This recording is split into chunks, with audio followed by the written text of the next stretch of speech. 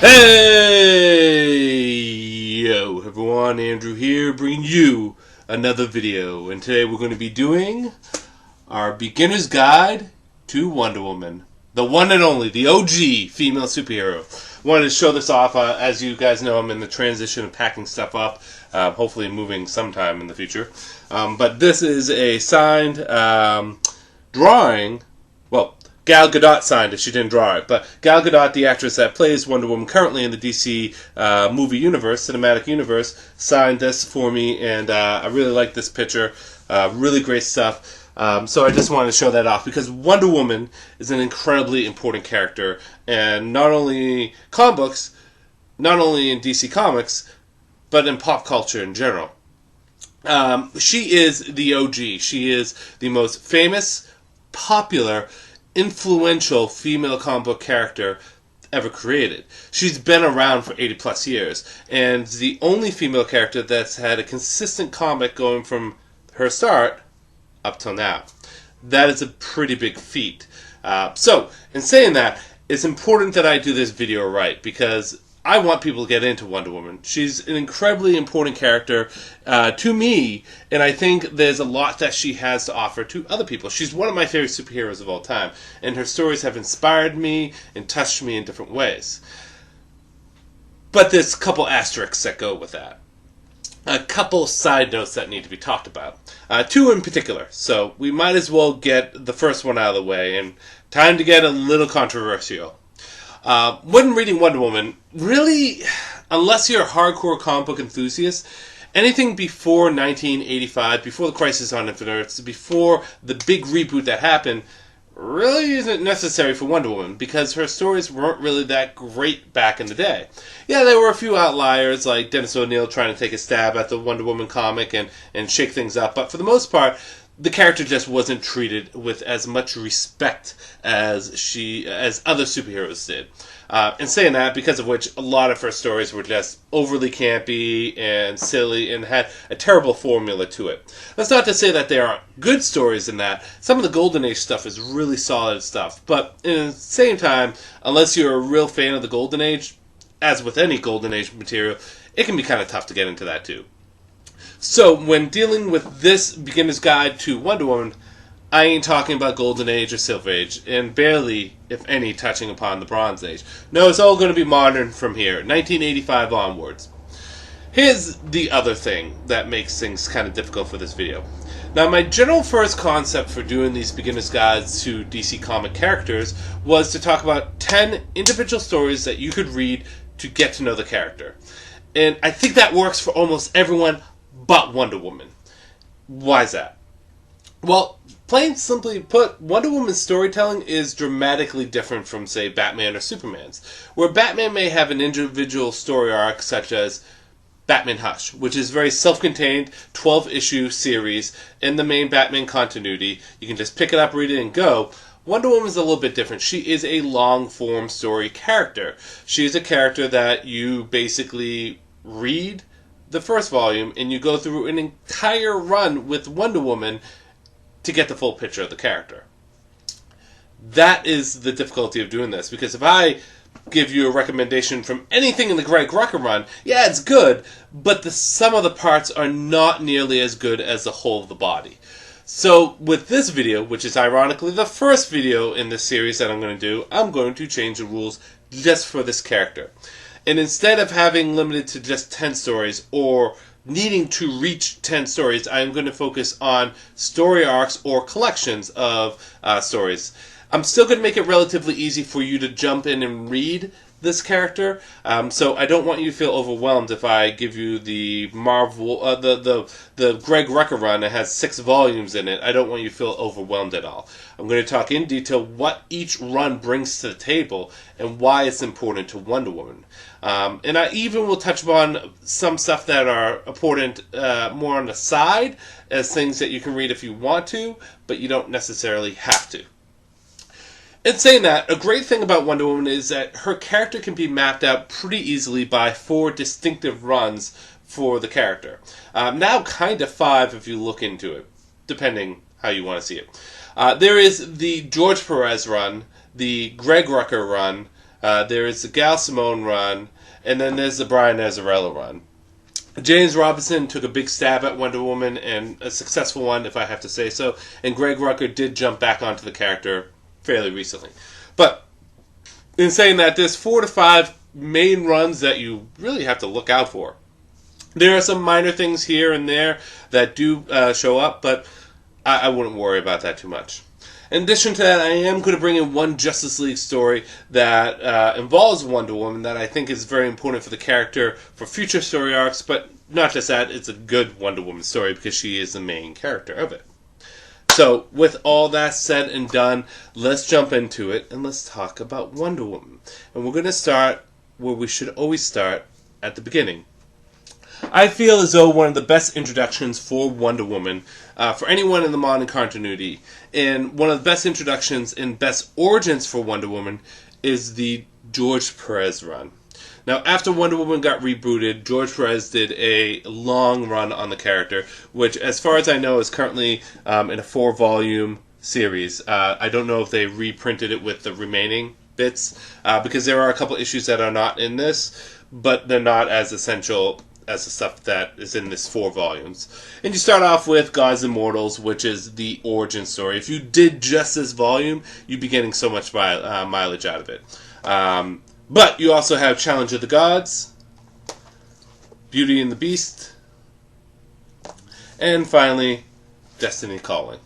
Now, the great thing about this 4-volume, basically foundation laying for Wonder Woman, is it gives you her origin story, her relationships with other characters in the modern DCU after 1985, right? The modern updating of many of her rogue gallery. You get the modern interpretation of Cheetah, which was a drastic change from what she was in the Silver Age. You get Ares as a staple of Wonder Woman's main villain roster, rogue gallery. And then you also get Cersei, who makes her debut as a serious Wonder Woman threat and adversary in this series of books. This also does a really good job at rebuilding and reclaiming the Amazon society, rebuilding Hippolyta as a good character, and just on a whole does a great job at laying the foundation groundwork for Wonder Woman.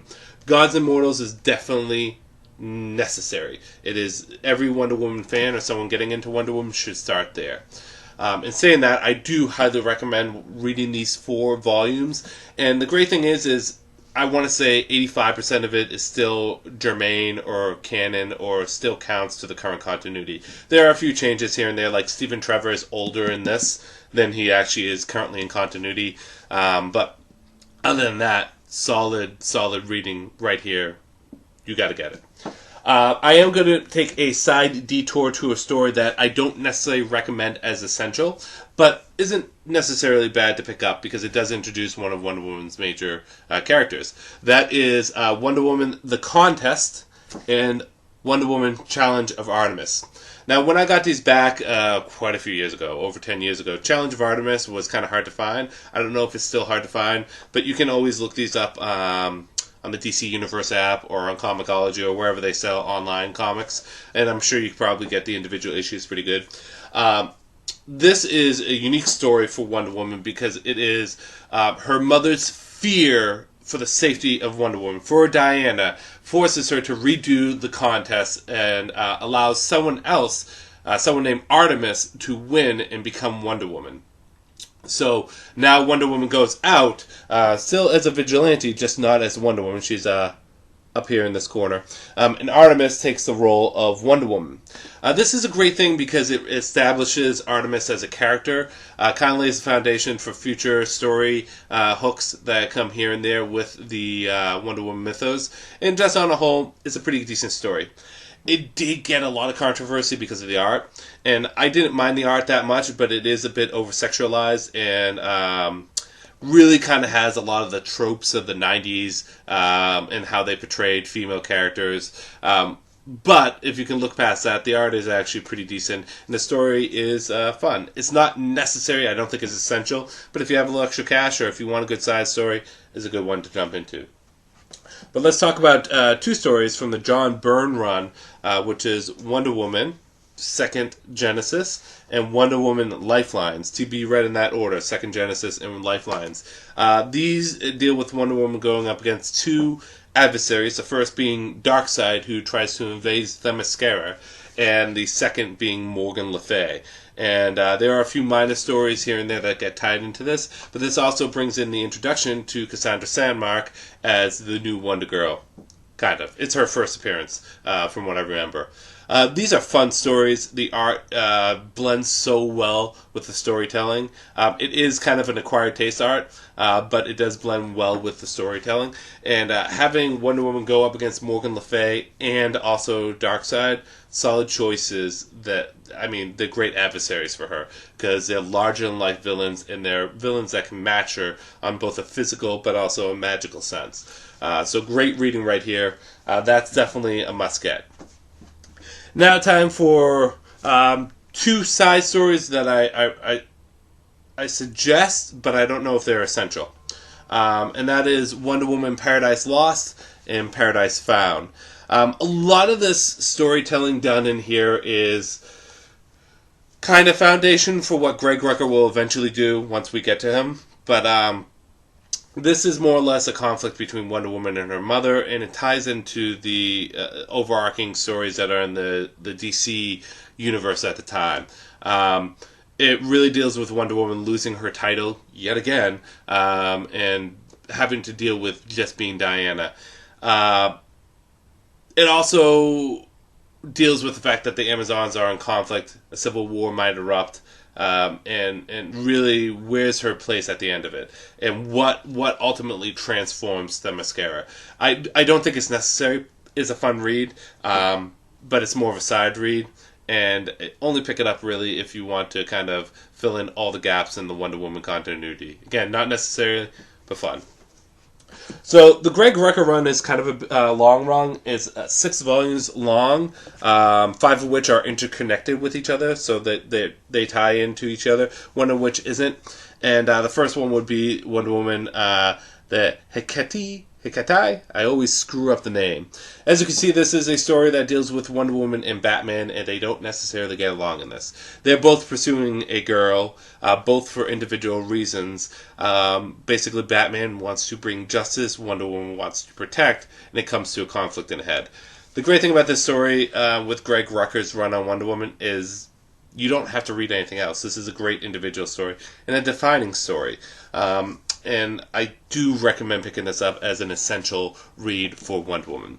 And it also kind of tailspins into the Greg Rucka run and what you're going to experience with it. Because you have Wonder Woman Down to Earth. You have Bitter Rivals, which Batman yet again shows up. You have Eyes of the Gorgon, which is where things really start to get mixed up. Land of the Dead. And finally ending off with Mission End.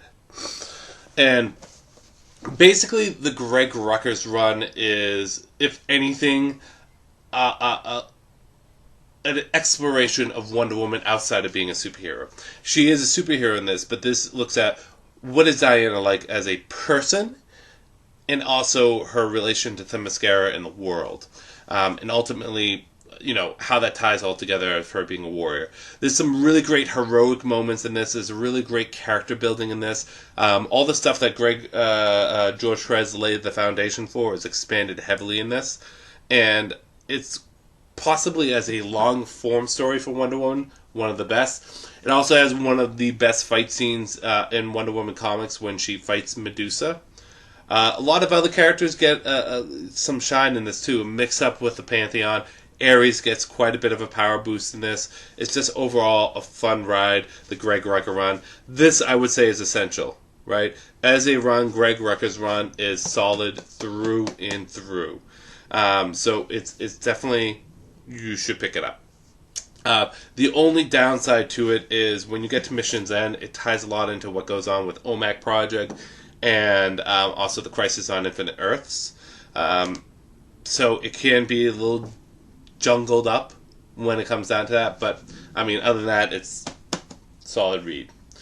Now we get into a little bit more of Wonder Woman coming into the modern era. Side note is you can't get Who is Wonder Woman, which is the follow-up to the Rucker run and the 1 year later, but I don't think it's necessarily needed. It's just kind of reestablished the status quo for Wonder Woman and her cast of characters. And if we skip around, we get to the Gail Simone run. Now, the Gail Simone run are great because it is kind of individual stories. You got the Circle, right?